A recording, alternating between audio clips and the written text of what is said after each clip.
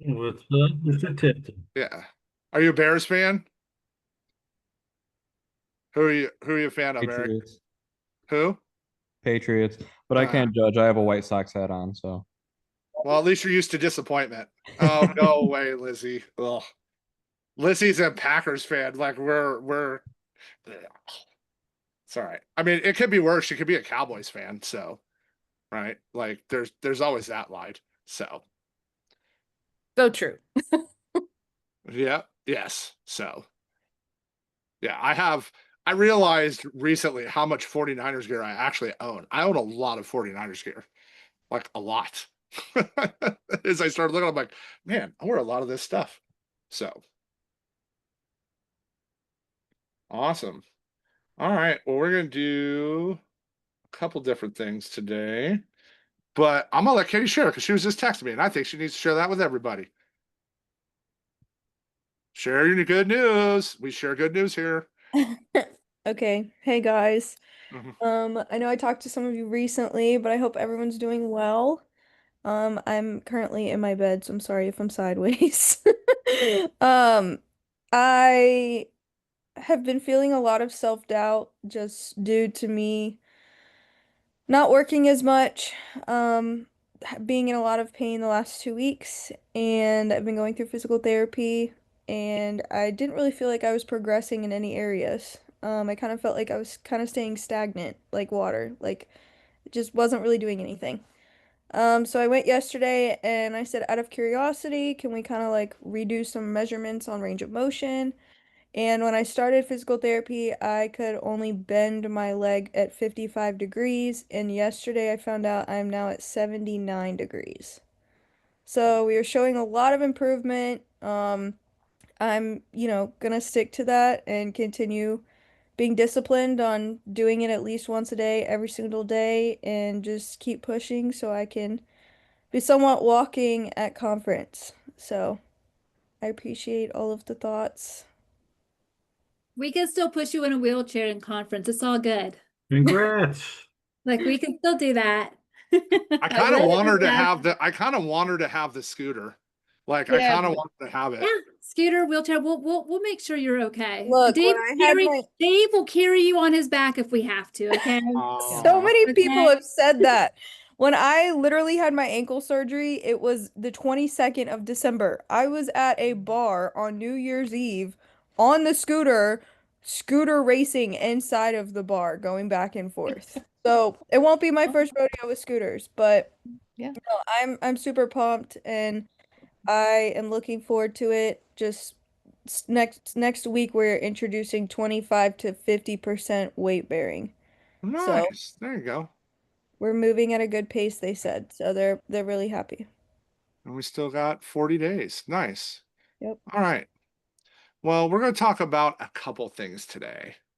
Um, but I want to start with this. I think this is like really important. I kind of got inspired by Sarah Reinecke this morning talking about this, and I just think it's not we talk about it, but I don't think we really look at it. And with more, it applies to all agents. So, screens. We're going to talk about the four cornerstones today to start. All right. Um, and I think it's really important because of why we're doing what we're doing, right? Like, for example, Mr. Chams is making an appearance today. He also sells health insurance, right?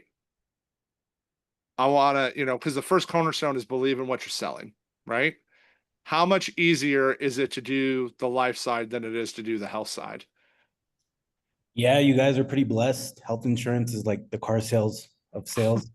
I really don't believe what I'm selling. I don't even know what I'm selling, but I was trained to read a script and believe that what I sell is true. I do write a lot of policies for health, but the back end, one thing's closing a deal and getting that commission and you're happy, but you guys don't know the hordes or like the troubles of dealing with people in the back end when they start having issues.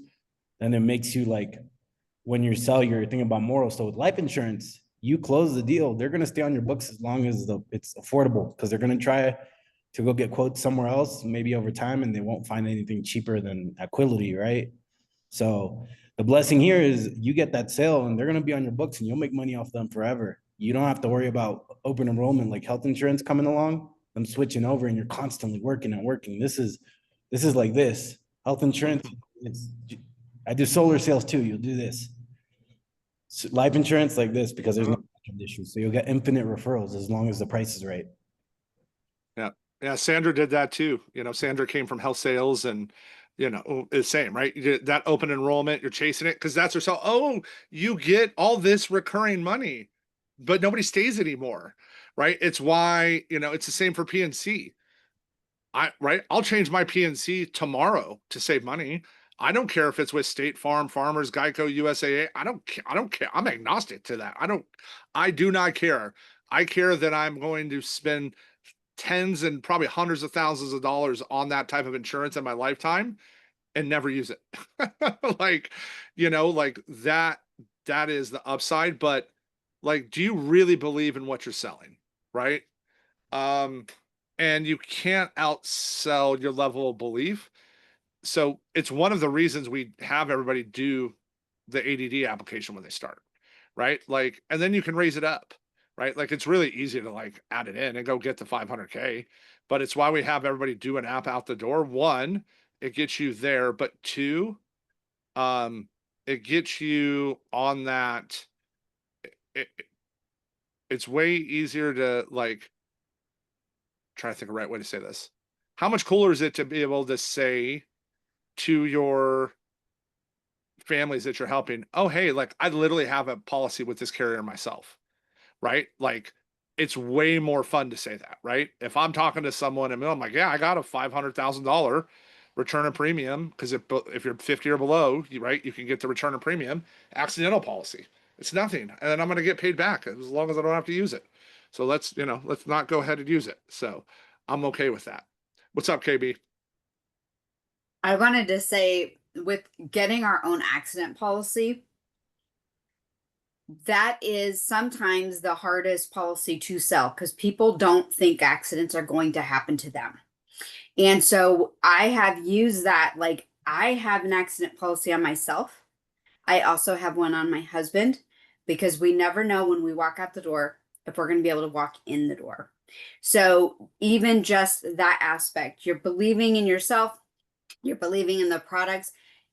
I have found even accident policies to be helpful for those that don't believe in accidents. Yeah. Like it's, there's story after story after story, but right. Like, so when you're looking at this today, I want you to ask yourself, are you doing all four of these? Okay. Because a 3-legged table falls over, a 2-legged table falls over, right? Like there's a reason there's 4. Okay. And do you believe in it enough to tell your friends and family about it? That really shows your belief level. Your belief in what you're doing in the products are determined by whether you're willing to tell your family or friends or not. Right? Like everybody is like, they know now, like they know what I do. And when I first started, they're like, oh, why aren't you designing anymore? Why aren't you designing? Blah, blah, blah. I don't care. Right? This is why I'm doing this. I have stories, right? For those that don't know, my first business partner and mentor was Joke Healthy. His name was Dave Brandenburg. In 2016, out of nowhere, Dave never did a drug in his life. Dave never smoked a puff of a cigarette in his life. He's a light drinker, right? Has beer, some wine on occasion, but he was into taking care of himself. Dude ran 5 miles a day. He literally bought his milk from a raw dairy farm. From the day we caught it to the day he passed was 3 weeks and 5 days. He had stage 4 cancer wrapped around his spine and his neck, and he was in his 40s.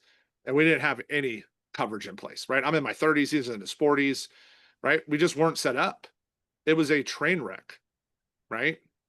Like I've watched what happens to people every day, right?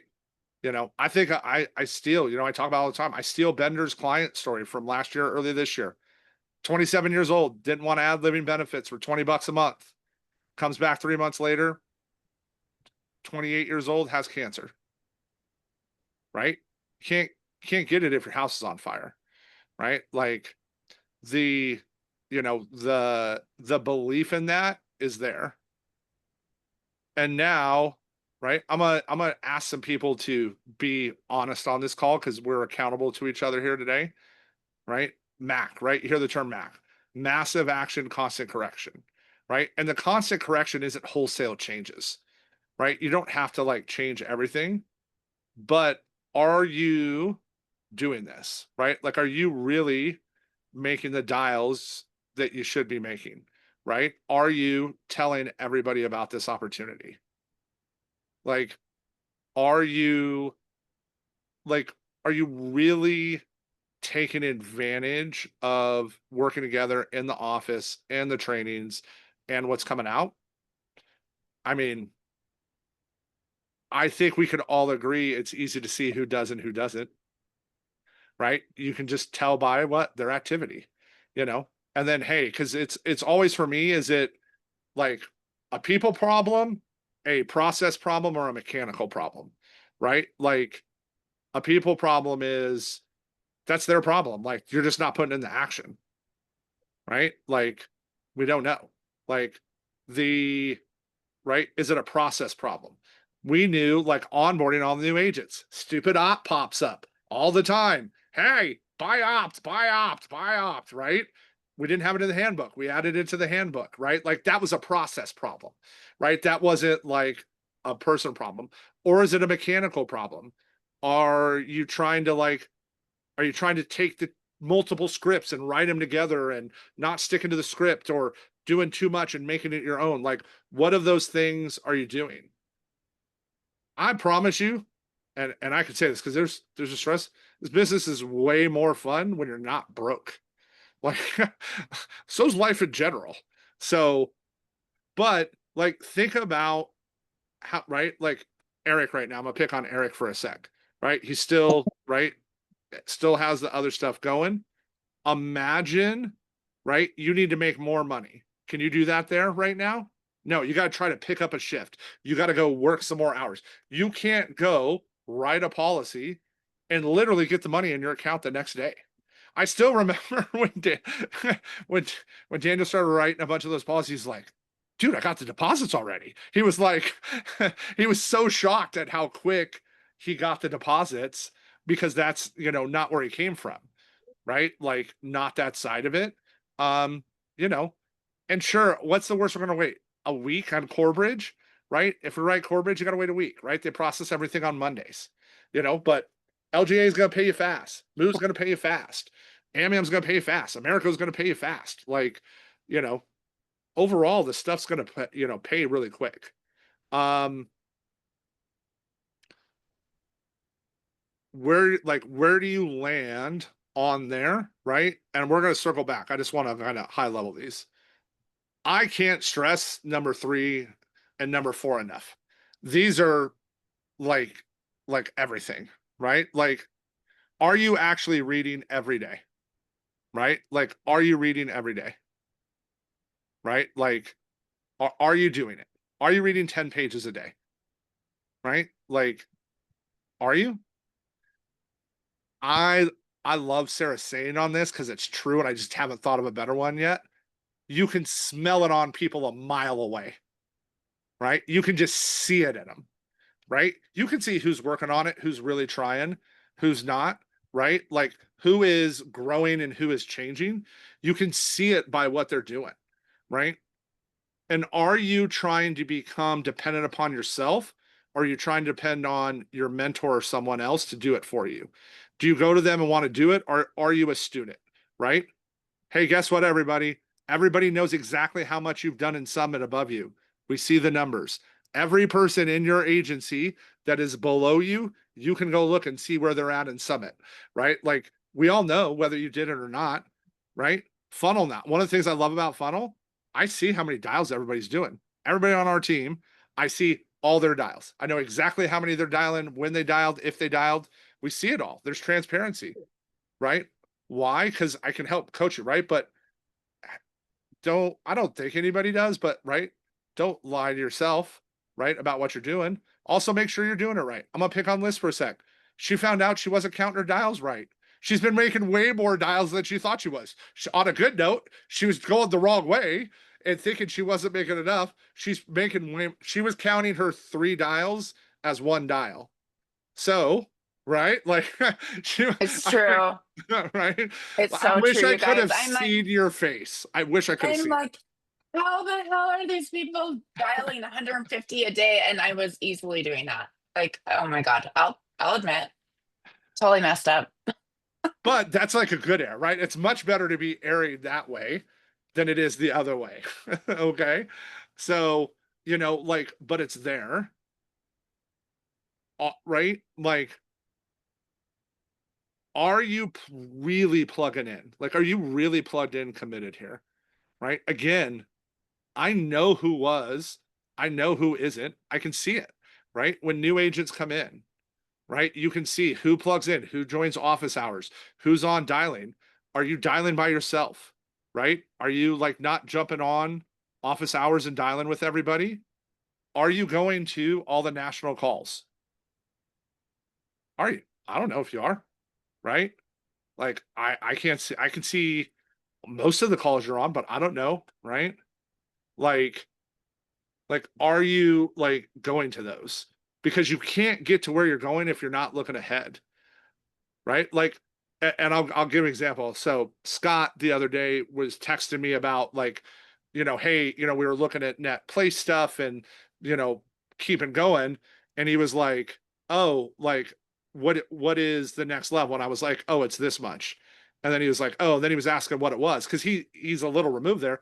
I'm like, I know every number for every promotion, how many riders we have to have, what the level is, right? I know it. I know what that, not just the step above, I know what every step above is, right? Like, because that's where I want to go. That's where I want to help others go. But if you don't plug in, you don't know that. I want to like go see the leaderboards and get like, I'm competitive, guys. Like I'm massively competitive in case you haven't figured that out about me yet. Um, um, but it is I like seeing the leaderboards. Like, oh, okay, what do we got to do to get to that there, right? I'm not watching the agency owner leaderboards. I'm watching the agency director, the regional agency director, the MVPs, the SVPs, right?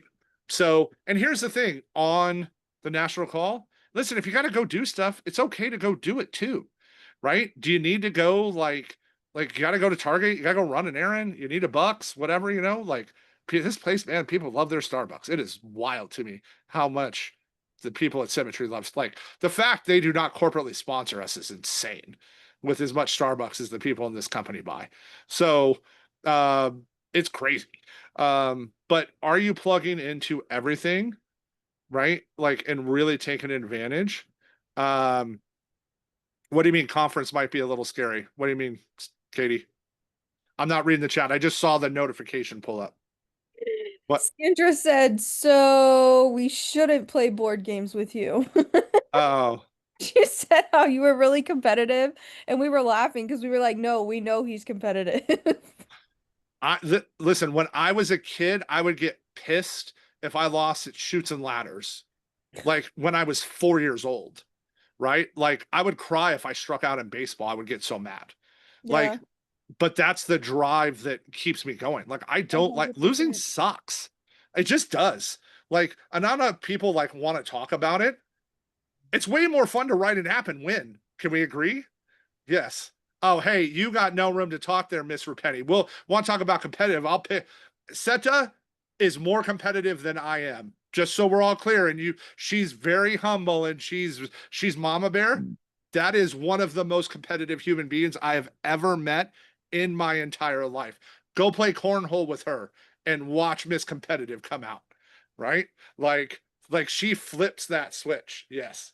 Cornhole. Yes. Go watch her play cornhole. Like she is crazy competitive, right? It's like Debbie and ping pong.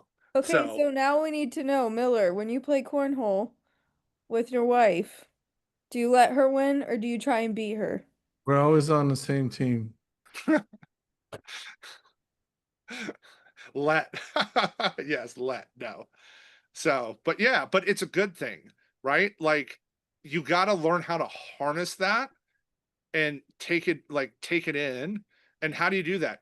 Go to live events, right? I think pretty much everybody on this call is registered for conference, right? Like we have a goal, right? Like Tess is overseas. My goal is to have our agency big enough.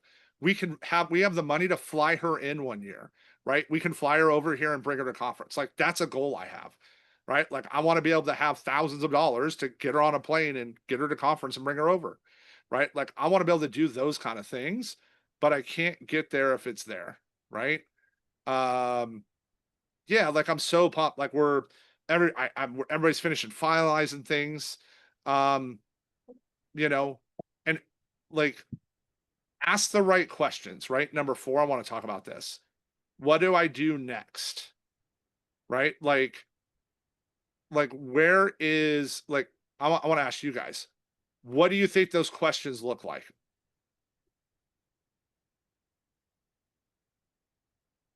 What do we think asking the right questions look like? Anyone? Well, Any- for me, like, I mean, I don't know. I can be your guinea pig. For me, as an example, when I try to associate with the right people and ask questions, I'm asking questions that I'm stating what I'm doing and asking for help on what I can do to do it better and to make myself better and my business better. Yeah, like it's right? Like on self-improvement, the right questions are, who do I want to be? Right? You guys have all heard me talk about, right? Like you got to have your own personal mission statement. I'm a big believer in it, right? I love Symmetry's core values. I love their mission statement. I like mine better because it's mine, but it combines with that, right? Like because it's mine, like it's special to me, right? On what I want to do and where I want to be. But how are you going to prove if you don't know what that is, right? If you haven't really sat down and mapped like what it is and where you want to go, right? Like how you want to do it. Like, and it's the questions, people are always scared of change, but the change is like awesome. Um, one of the coolest comments I got told by a leader in this company recently was that I have a really good relationship. I know pretty well at this point.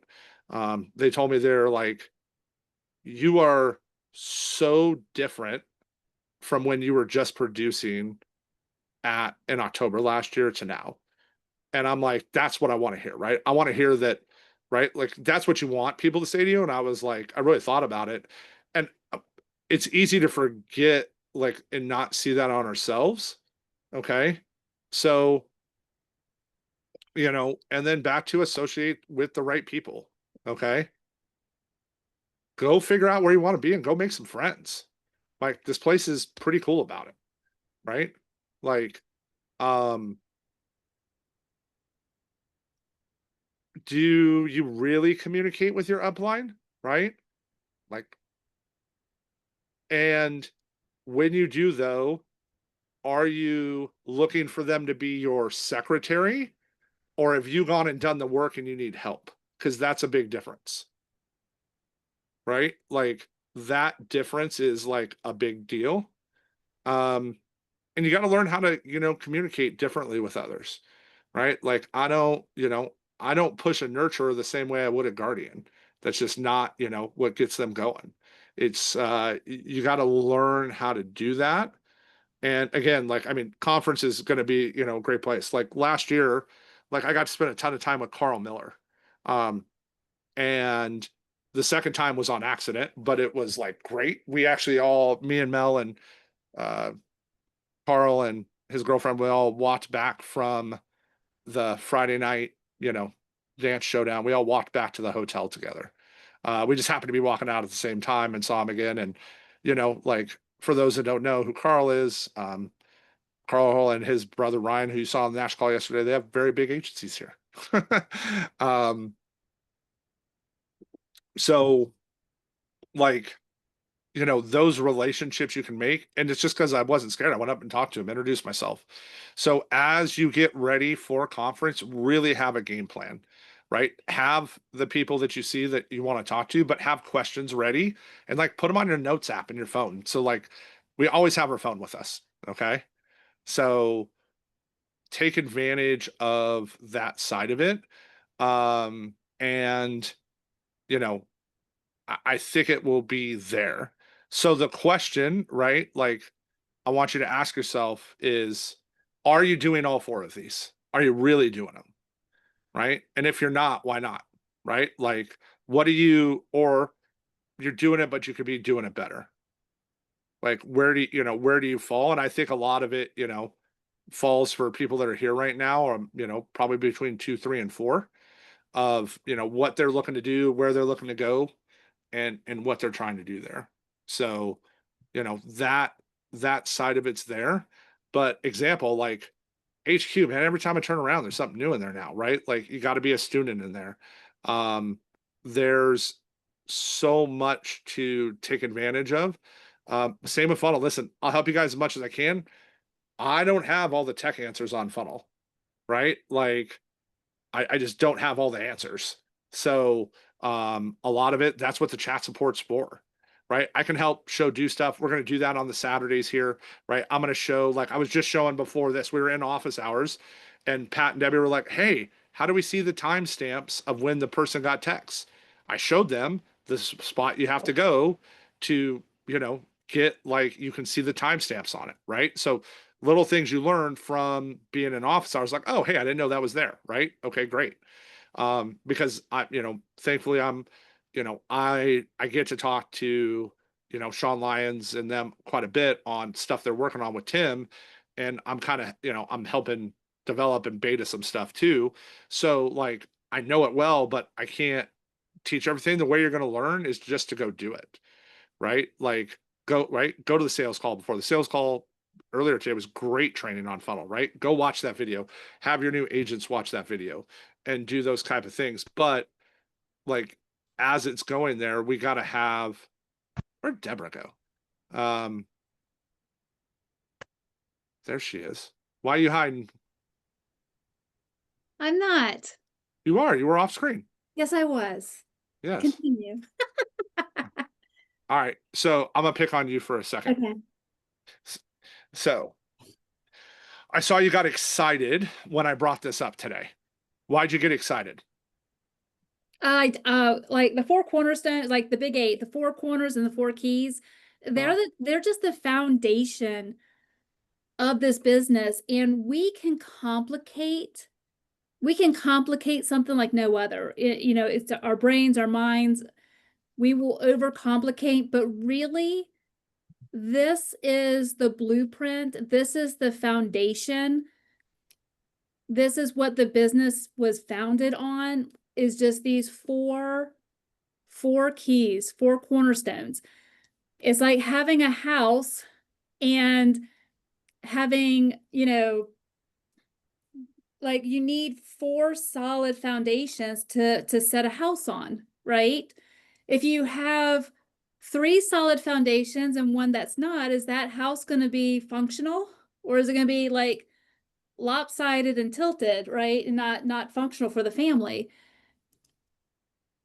All of these has to work. If you guys have not been on, like Sarah Pappas, she once a month pours into anybody in Symmetry, and she teaches and coaches on 4 cornerstones and the 4 keys. And I love to go into that, just to kind of, as a leader, and seeing how she, how she helps. It's just a phenomenal tool that we have. Yeah, I just, so what does your business look like when you're doing these and when you're not doing these? Oh, it's huge. I can tell in my business when I haven't been reading every single day. I can feel it. I can see it in my business. And, when you make the decision, oh, okay, well, you know what? I haven't read in a couple days. Let me start that up again. It's amazing. It's just amazing how things starts putting things back together again. It takes all 4 of them. Yeah, like the reading part for me is when I notice it probably the most, but it's all four of them. Okay. I like it. And what did you do to correct it? Well, nobody likes to be broke. So sometimes when you're in the valley, when you're in that pit of despair, and we're all going to experience it, right? It's inevitable. You're going to have your ups and downs. If anyone that's been here long enough, if you haven't felt I'm going to quit moment, you think it, but you don't do it, you're going to have those moments. I bet you Trevor's had that moment before in this business. 100%. Yeah. 100%. Like, it's okay. We all go through it. And it's when you're in that pit of despair, it's when you're like, what am I not doing? And you go back to these four cornerstones, you recognize which one you either are not doing or you need to improve on, and you make a decision and decide to commit to redoing it. And every time I've done it, I have been in the pit of despair multiple times, but I know how to get myself out of it. And Yeah. it's just by doing these four cornerstones. Yeah, like that's yeah, I think that's a great example, Cam, right? Like, not enough people burn the boat here. Right? I literally had this talk with an agent last night, right? Like, you say you're doing this, but your actions map this. And it's because you still have the lifeboat there, and that's your excuse eliminator in your eyes, right? Go burn the boat, right? If your boat is burnt, you will figure out how to overtake the island. You will figure it out. Yeah, there is. I don't have a plan B. My retirement's gone. Like, it went poof, right? I went to Vegas and boats and Porsches and who knows what else it got spent on. But it's nothing I got to buy, right? So like, I don't have a choice. Like, I have to have this work. So um, you know, where does that, I think that ties in really well there, right? Like, where is that, where is that plan in your life, and how does that roll in?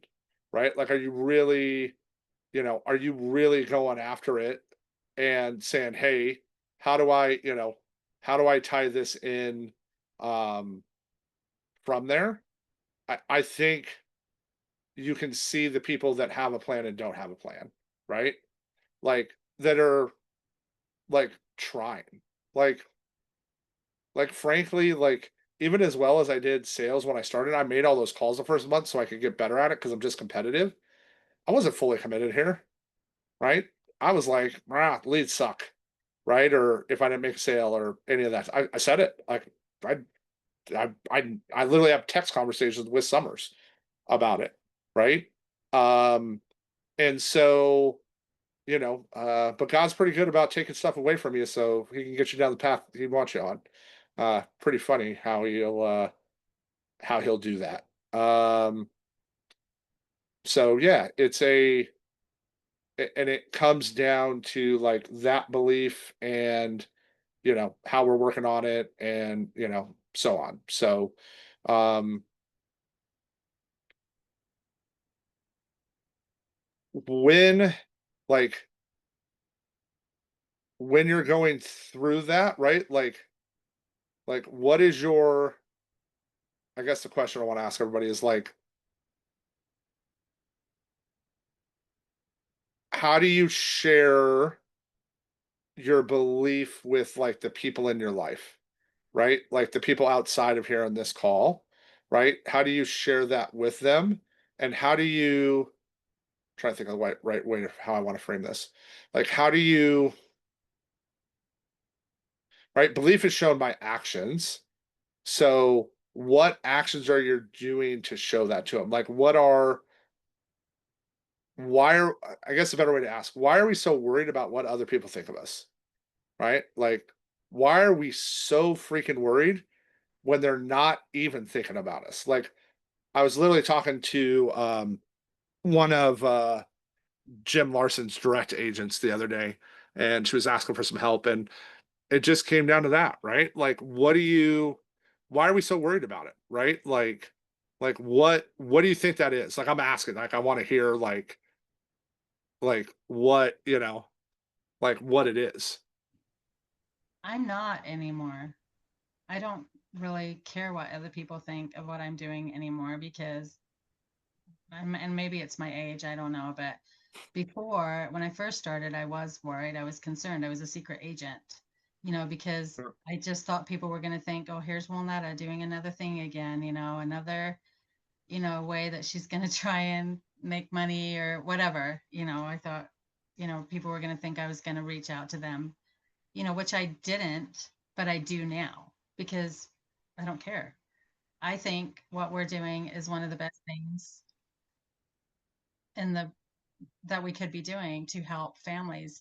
And that's what I'm here for, not just with life insurance, which I had never had before. My family never had life insurance.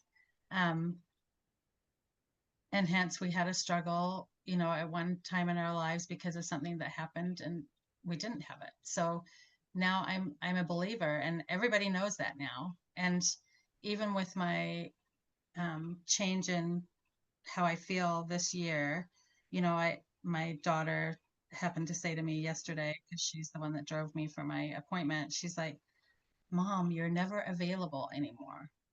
And I said, well, do you want me to be available or do you want me to help pay for things that you guys need? Tough combo. That's not an easy combo to have, right? Right? Like the other side of it, like, so let's talk about that. Well, that right? Like people want 130 equity partner income, but you're not willing to make any sacrifices to get there. Right? Like, right? Like how many people in the 4 years you've been here have you seen come and go that weren't willing to do that? Thousands? Oh, right? Yeah. So many. Yep. And even ones that I thought would never quit. Yep. Do you want to know how low commitment is? 50% of the people under Symmetry that sign up for Excel don't even finish the Excel course. That's how uncommitted people in life are. 50%, right? And I've had that happen. I've had so many people in Excel that just gave up and I'm Yeah. like, why would you spend that money and just let it go? But then I've learned that you're right, it's commitment. They don't have a commitment or the drive or belief or they're not willing to do the massive action and the constant correction or self-improvement either. So how do you build that muscle? You keep doing it, you keep coming, you keep showing up, even when it's hard. You've got to choose your hard. 100%. Like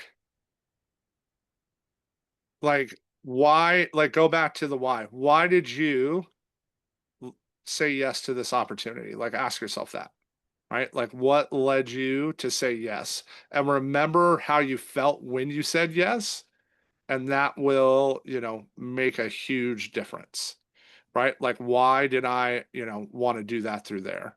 So I just think that's like super important here and kind of stuck on me today.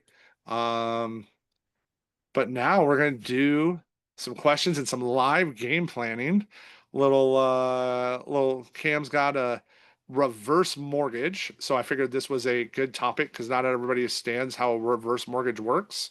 And I thought this would be a good spot to help game plan so you guys understand reverse mortgages a little bit better, what they really do, how they function, and what it can do for them. So, all right. So what do you got, buddy? I have a 78-year-old lady. Okay. She is a little confused and skeptical, but she was willing enough to tell me to call her today with all the options that I've got.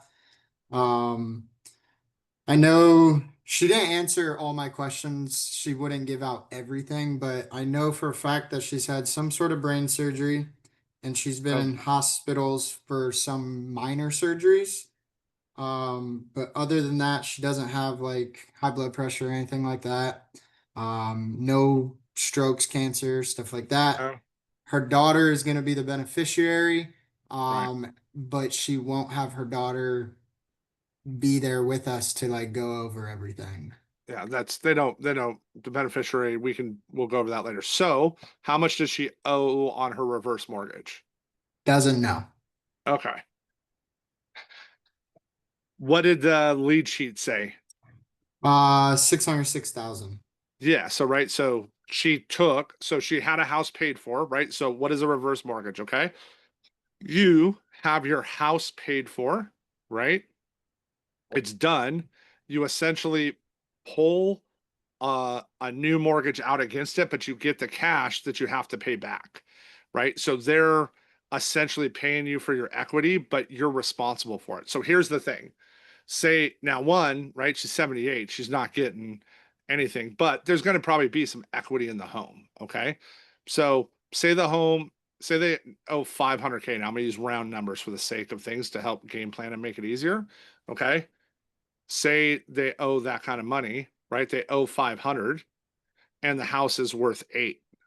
Okay.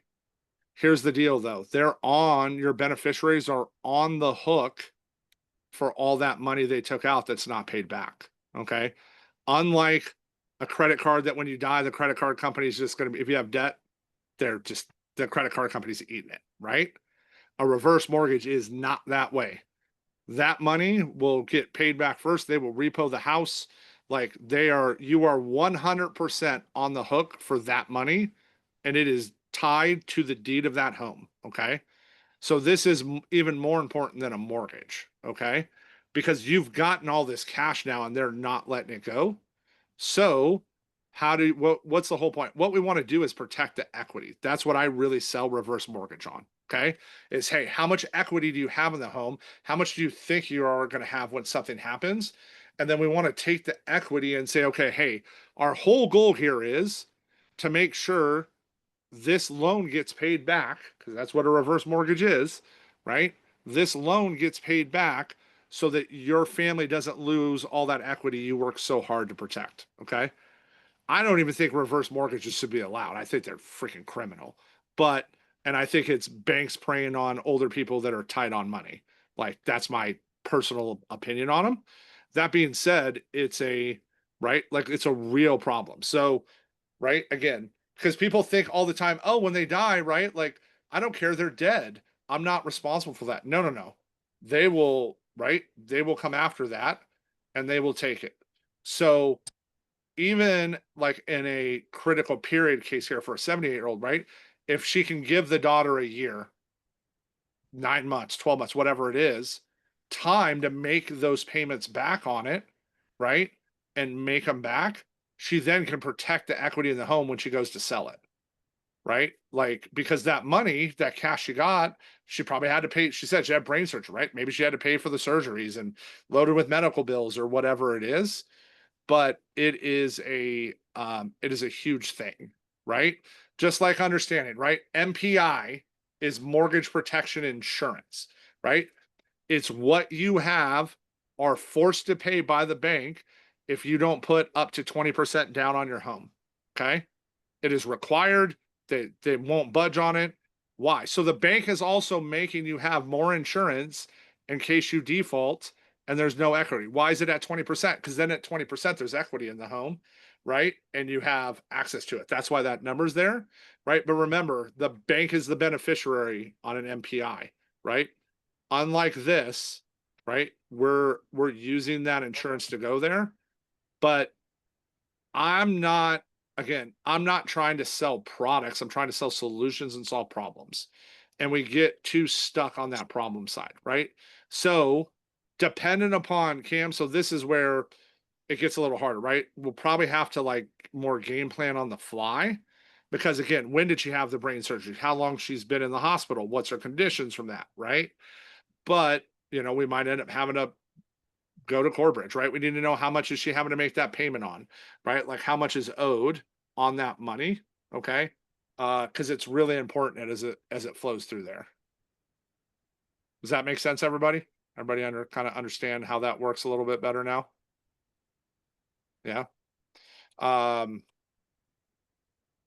Anybody have anything else they got to plan out or they want to talk about here? I just want to ask how that's different than a HELOC. Like, I mean, I know what a HELOC is and how that works, but like, I don't know much So about reverse. so essentially you have to be over 62, okay? Okay. And they're paying you, right? They don't like essentially like I hate it. It's so bad. So Yeah, it is bad. it's so bad. So right. So I'm going to use $100,000 for just the sake of an even number. Okay. You go take that reverse mortgage out each month, right? They're building it up. But what happens is that balance is going towards what you owe the bank. Okay. So, right. Like, so you get $1,000 a month now. So at the end of the year, you now owe $112,000, but it's more because of the interest, right? They're not charging you interest, right? They're compounding that interest up. Okay. So like it's and then the loan is due when they pass, right? So when they pass away, unlike a traditional mortgage, here's the deal. You can keep a mortgage a long time when someone dies. If you don't really like let the bank find out that that person's passed away, right? Like they'll just keep taking the monthly payment every month. You don't have to like get rid of it. As soon as you die with a reverse mortgage, payment is due. Like you got to do it, you got to sell the home. So what you're trying to do is to get them as much time as you can, right? When they're because the problem is again, younger people don't do it. You have to be 62 or older. So it's like it's I hate them. The easiest way to think of it is imagine like getting a payday loan. That's what Oh, they're doing. oh gosh. That's what a reverse mortgage is. It's like a high interest payday loan against the equity in your home. What's the typical interest rate, or does it just depend? It depends on their credit and stuff, but Yeah, right, okay. like Yeah. but they're adding they're adding some basis points to it, right? Like they're compounding that up. Because versus right, because now why can't they do a HELOC? They're retired, right? Like they don't have the income to qualify. Okay. So now they're retired, they don't have the income, but they have the equity, right? Like that's why they're not like HELOCing it out or something. They're, Okay. but it sucks. Like Yeah, I it's hate that. such so when you when you do that, like when you get someone who has a reverse mortgage, it is 100 times more important because not only is there the interest, the fees that you're getting charged for this, that you're paying every month, like on the fees, right? Like life insurance usually has 20, 30, 40, 50, $60 year fees, depending upon the size of the policy. Okay. Like, and then when they go to do it, right? Like they just, again, it's a payday loan to me. Like they're recharging you title closing, like all those upfront costs, just like you bought a home again. Okay. So you have to maintain the home, right? Like anything that happens. Um, like the main thing is that loan is due the second you die. Like the mortgage company will find out and they're going to tell your heirs it's due. So what you're trying to do is get them time, right? Go to the bank, negotiate, hey, we're going to sell the home, right? Here's the payments, right? Like and give you some time to go there. So here's the other thing. If like they're there, they also might not be able to move, right? Like it affects their social security qualifying, right? Nursing home qualifying. If that stuff happens, it's brutal. It is absolutely brutal. Like again, I don't think they should be allowed. So like I don't have any better answer than that. Like it sucks. So No, that's helpful Yeah. to know. Thank you. yeah. All right. You know they're doing 40-year mortgages now. Did you guys see that? They're doing 40-year mortgages.